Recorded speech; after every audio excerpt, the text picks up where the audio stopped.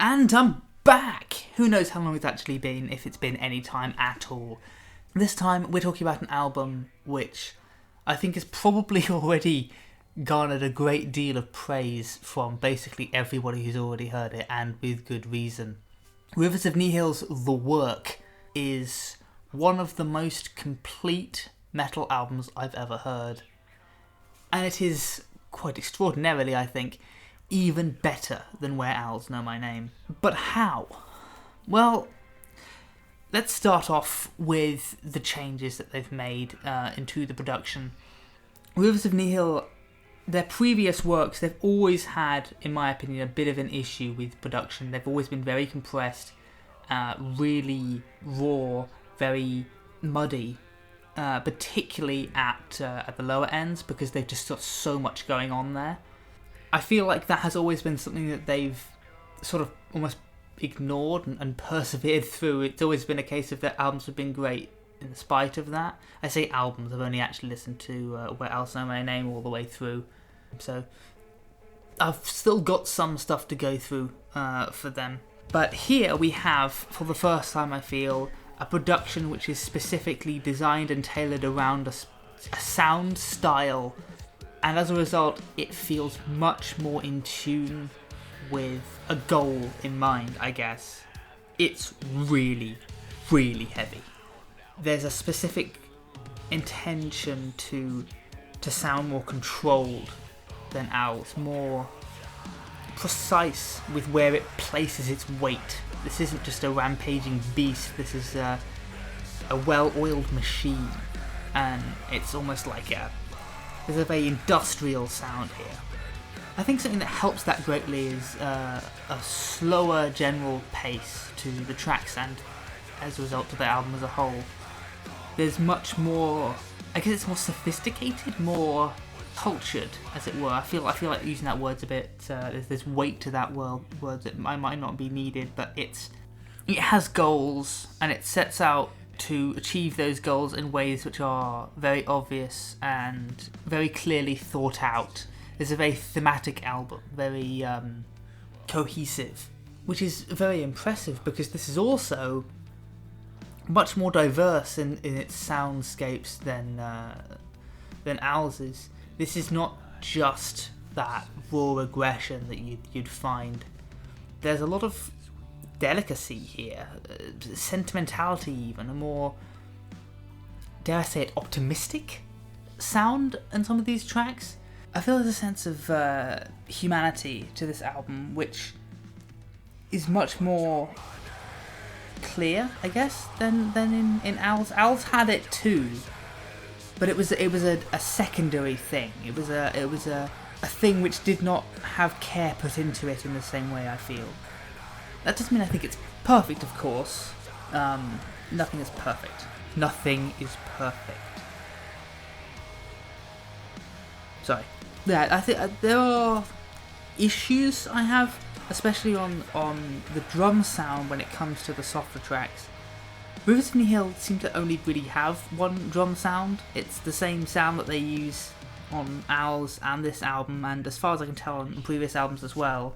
They'll change up the sound of the cymbals, but the bass and the snare they don't get touched, or at least if they do, it's very minor, and that is very noticeable when it comes to the more soft, vulnerable tracks on this album, particularly Maybe One Day and Wait. I feel suffer from this.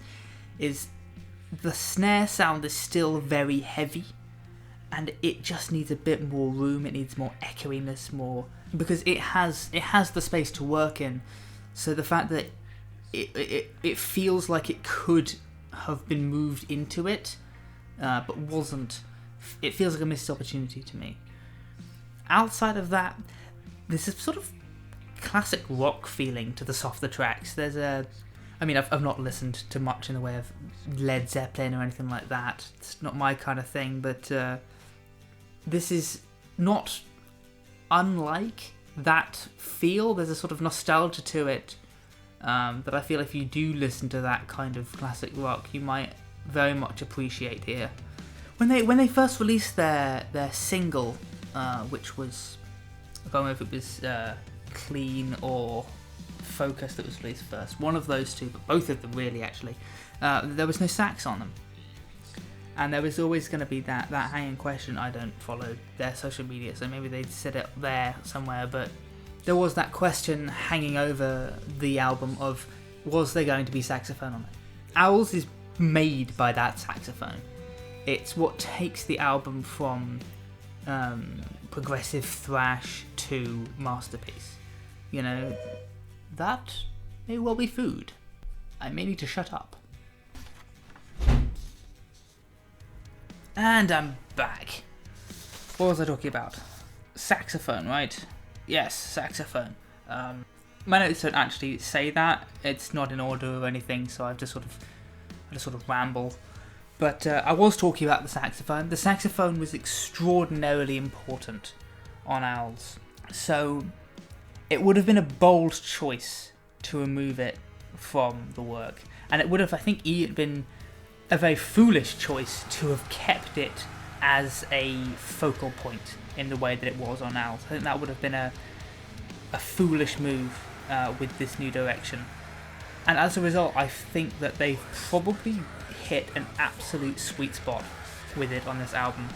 It's not on every track, and when it is there, it's a lot more subdued and willing to give space rather than take it up, and just it adds that bit of classiness that it needs when it needs it and never anywhere else. Finally, I am hungry and there is food in the other room, so I'm just going to stop here, and I'm finally just going to end it on that fucking solo on Maybe One Day. Holy shit, what a track that is. Jesus. Jeebus. Or The Uncaring Void, as it would be. Anyway, this album is very good. I'm still not sure between this and Etement Anchor which is my favourite album of the year.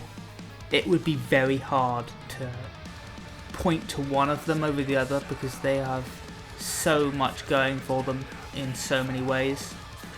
But I think that this still will take a happy spot in second as my second favourite album of the year. Except, hang on a second, maybe it isn't. Oh, Damn Well Purchased was good, wasn't it?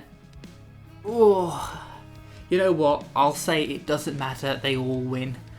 That's a satisfying ending, isn't it? What? It isn't? Who cares?